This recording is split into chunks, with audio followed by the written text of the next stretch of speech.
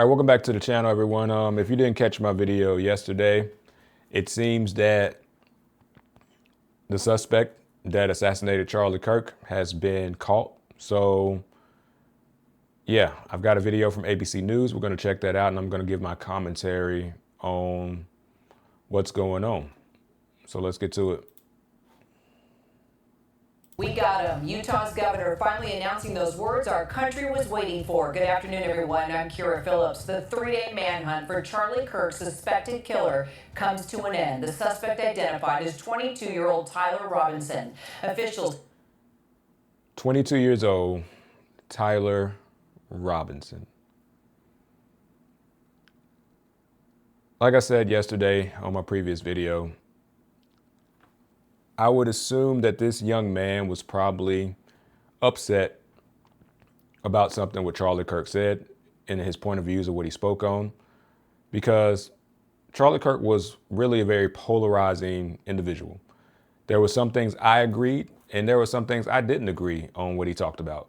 But for him to be gunned down in front of a large crowd, in front of his children, in front of his wife, it's never called for. It's never called for, and this seems to be a continuing trend that's occurring in America. And I know a lot of you, if you come along this video later, even now, you're going to ask, well, what does this have to do with being a founder and becoming a CEO? Like, how does this correlate? And it correlates because Charlie Kirk was a founder. Just like the video I did yesterday, he was an entrepreneur. He started young. He decided to drop out of college at 18, and he decided to make his own company and pursue his own dream. And that's the American dream. That's the goal of America. If you want to choose an alternative path, it's open to you. It may not be easy, but the path is there. The road is there to walk. And Charlie Kirk was a founder. Charlie Kirk was a CEO. Not only was he a CEO, he was also a father, and he was a husband. And there are people that loved and respected him. So I think that's how this ties in with this channel, because he was an entrepreneur. And Tyler Robinson, this young man, took it upon himself to play God. And no human being has the authority and the right to play God. Even though it does occur on a daily basis, that doesn't make it right, especially here in America, especially a country that, in my opinion, I view as a blessing out of all the other countries in the entire world, because we are the freest nation ever. Ever in the history of the world, there has been no freedom like the freedoms we enjoy here. And it's a shame that Tyler Robinson chose to use his freedom for violence. Saying Robinson's father recognized him as the person of interest and told his son to turn himself in. They say Robinson refused at first, but later changed his mind and was arrested with the help of the family's youth pastor, who is also a U.S. Marshals Task Force officer. It all happened in St. George, Utah, about 260 miles from where Kirk was killed. Authorities say Robinson was perched on a rooftop more than 100 yards from Kirk when he fired that single shot at the conservative activist as he was speaking on the campus of Utah Valley University. They say family members describe Robinson as becoming more political in recent years and had talked with his family about not liking Kirk's views. And there you go. Something as simple as this young man's feelings promoted him to create an act of violence, not only an act of violence, an act of terrorism, to assassinate a man in cold blood because he felt a certain way. Look, we're all entitled to our feelings. We're all entitled to feel what we feel. But when our feelings become so consuming, so powerful that it results in acts of violence such as this, we really need to sit down and ask more decisive questions on what's the deeper issue. Because we can easily say that This young man was probably suffering from a lot of different conditions. The conditions of society, conditions of stress, the conditions of trying to figure out which direction your life is going to go. I'm not trying to completely vilify this young man, but I am trying to hold him accountable to say that, yeah, he may have been experiencing a lot of feelings. He did not like what Charlie Kirk spoke on, but that's no excuse to murder a man in cold blood. And it leads to deeper questions that we have to ask ourselves about our society. About what I've seen recently is this feelings-based society that is being promoted to the forefront to say, if I feel a certain kind of way, my actions are deemed righteous. That's wrong. Just because you feel a certain kind of way, your feelings are your own. They're your responsibility. That is the goal, and that was the true goal of America, that we could all have our feelings, but that doesn't make the next person responsible for them. You are responsible for them. And it's sad that we have a generation of youth that are growing up, from what I see, from my viewpoint, they are so feeling centered that you can't say anything to them without getting upset, without them getting riled up, without them wanting to be violent. We've seen it in recent years, and if this trend continues, I believe we're going to see more of it, because our country is headed towards, in my opinion, a downturn. We're headed towards a place to where the normacy that we take for granted now may actually erode in a way that we never imagined. And these are the initial steps to that erosion, because we have a young generation that feels disenfranchised. They feel like there is no place for them. They feel like there is no community for them. There is no voice for them. And so instead of having a group of people that they can talk to, they have no one. They're isolated. And like I said, I'm not trying to humanize this young man, but I've been young. As I'm getting older, I'm reflecting on a lot of things. And I'm seeing a lot of young men are going through a lot of mental health issues. And that's just the truth. And this young man seems to be no different. And so when there is no outlet, when there is no place for young men to go, these typically become the results. And men usually find an outlet. And unfortunately, that outlet sometimes leads to violence. And it's very unfortunate. And it's sad that Charlie Kirk had to be in the line of fire because of that. 21-year-old Kirk had become a major figure in the conservative youth movement and was even known as the Trump Whisperer. The Trump Whisperer. So that's what I'm saying. Where do these viewpoints and this ideology comes from? The media, the Trump Whisperer. You're basically painting Charlie Kirk out to be a disciple of Trump. Kirk was just a man. He was a man with his own opinions. He was a man with his own viewpoints. And he was just a man trying to do what he thought was right.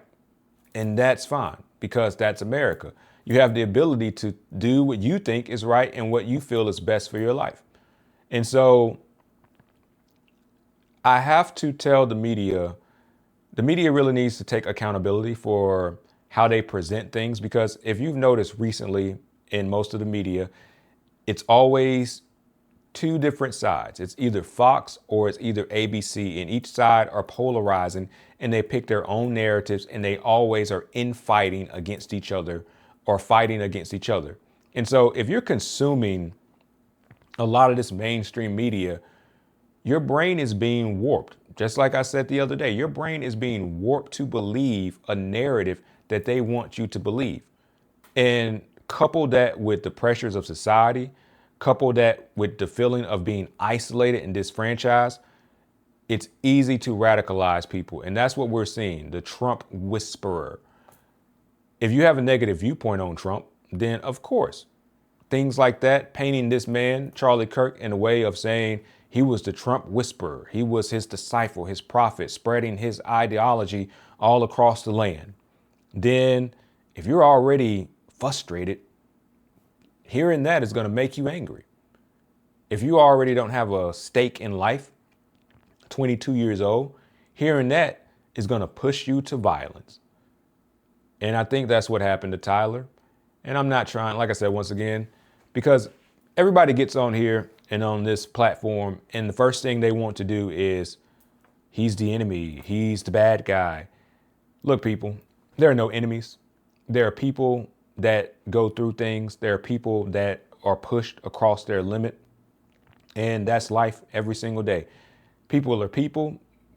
Always remember, we never started this way. When we were children, we weren't bad people. We were just kids. And we were little bundles of light, little bundles of joy. Life changes us. And unfortunately, life changed Charlie and Tyler to where Tyler felt like he had to do something about Charlie Kirk.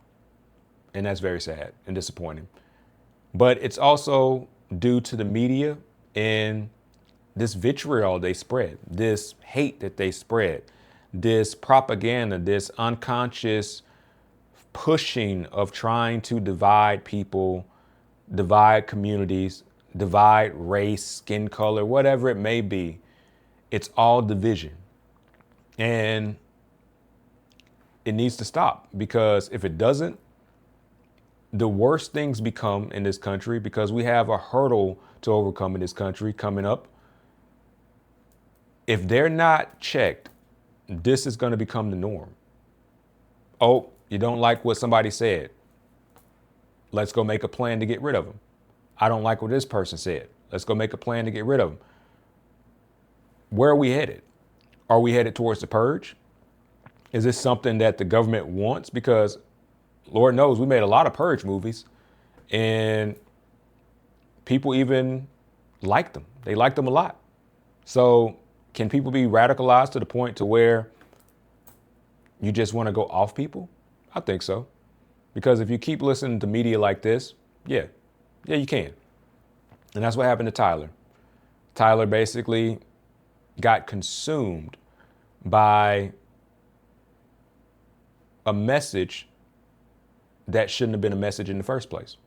Rhetoric that shouldn't have been rhetoric in the first place. The president and the governor of Utah reacting to Robinson's arrest this morning. We have him. We're in custody. Okay? In custody. Everyone did a great job. We worked with the local police, the governor. Everybody did a great job. You know, getting somebody that you start off with absolutely nothing. And we started off with a clip that made him look like an ant that was almost useless. We just saw there was somebody up there. And so much work has been done over the last 2.5 days. I absolutely believe that this is a watershed in American history, yes. The question is what kind of watershed? And that chapter remains to be written. Is this the end of a dark chapter in our history or the beginning of a darker chapter in our history? Exactly. Exactly my viewpoints as well. This is definitely a watershed in our history. And like I said, I'm not a prophet. I don't claim to be, but I don't think this is over, because there are things that we're not addressing in this country. Our government has basically took the back seat on, and they don't care, because our national deficit is going up, going up, going up, going up. Housing prices going up, going up. Food prices up, up, up, up, up. So, yeah. When things get tough, people get chaotic. That's just the truth of human nature. And so we haven't seen anything yet, mainly because there's a storm coming, and it's been coming. It's been coming since the lockdowns, and we can see it. We see housing prices going up, and people are frustrated. People are tired. People are stretched thin, and there's not enough money to go around. There's not enough freedom to go around anymore. People feel like they're burning themselves out for no reward. And that'll make anybody frustrated. So just like he said, I think this is a huge watershed in the history of the country. And it's a pivotal moment. And I'm praying that we don't go into madness. We don't go into madness in the changing years that are coming up for us. Our Jacqueline Lee has the latest for us now from Orem, Utah. We got him. A suspect in the shooting death of conservative activist Charlie Kirk is in custody. Investigators announcing the arrest this morning. On the evening of September 11th, a family member of Tyler Robinson reached out to a family friend who contacted the Washington County Sheriff's Office with information that Robinson had confessed to them or implied that he had committed the incident. Tyler Robinson is a 22-year-old from Utah. Law enforcement are reviewing these posts on Facebook in connection with the investigation. This update coming just hours after investigators released images and additional video of a suspect jumping from a rooftop of a building after the shooting and running into the woods. Law enforcement sources saying after recognizing his son as the person of interest, Robinson's father called a youth pastor who was also a U.S. Marshal Task Force officer, who then had marshals take him into custody. One family member telling investigators he had become more political in recent years. The family member referenced a recent incident in which Robinson came to dinner prior to September 10th, and in the conversation with another family member, Robinson mentioned Charlie Kirk was coming to UVU. They talked about why they didn't like him and the viewpoints that he had. 31-year-old Kirk was hosting an event on Utah Valley University. So the key word he just said is they. They talked about why they didn't like him. So it seems like this was a family thing. Not the plot to assassinate Charlie Kirk, but it seems like the family itself had alternative viewpoints to Charlie Kirk's viewpoints. And not putting blame on the parents, but some responsibility must be pointed their way, because you should raise your kids in a fashion that allows them to respect other people's opinions while protecting their feelings. And that's something they failed at. University's campus Wednesday when a single shot was fired, hitting and killing the activist. Police say they found a rifle in the woods nearby. Investigators speaking to a roommate who pointed them to messages from Robinson. The content of these messages included messages affiliated with the contact Tyler, stating a need to retrieve a rifle from a drop point. President Trump saying this today on Fox News. In custody, everyone did a great job. We worked with the local police, the governor, everybody did a great job. Our Jacqueline Lee joins me now along with Justice Department reporter Alex Mellon and former FBI agent Brad Garrett. So Jacqueline, what more are we learning about Tyler Robinson?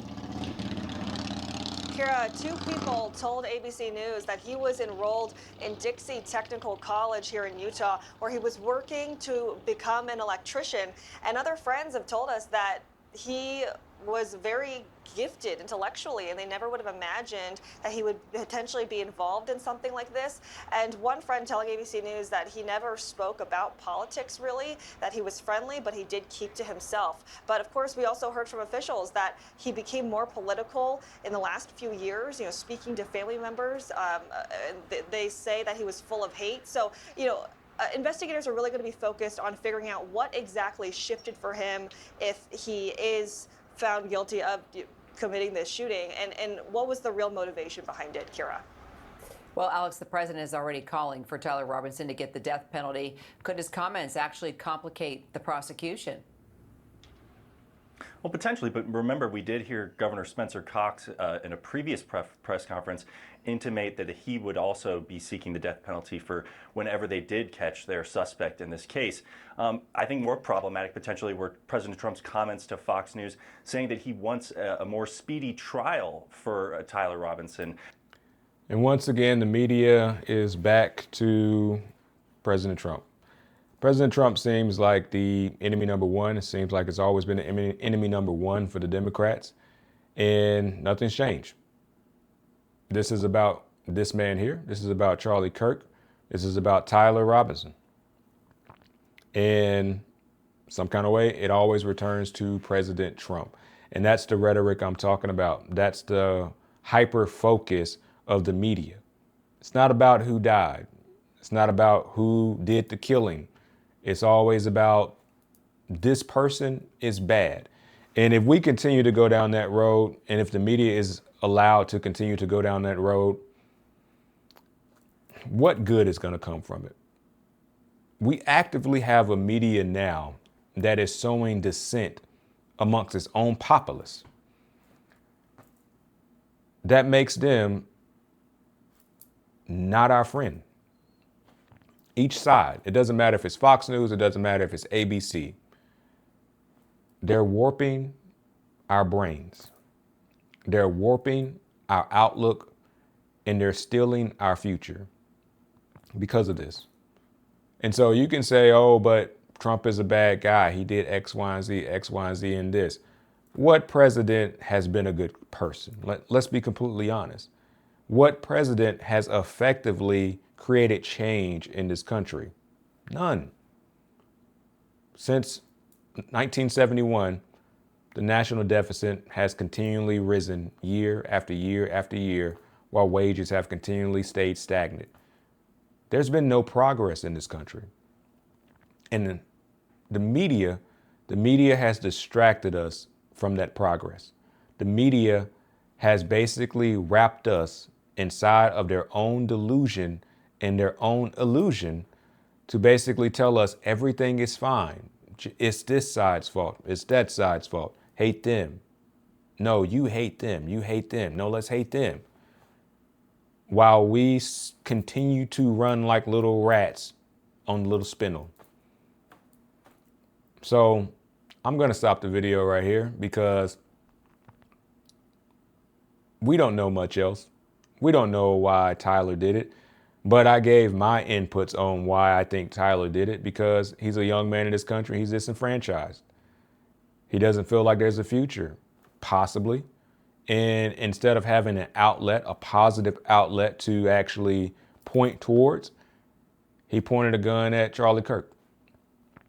So it's unfortunate, it's sad, and I hope this doesn't become the new current trend.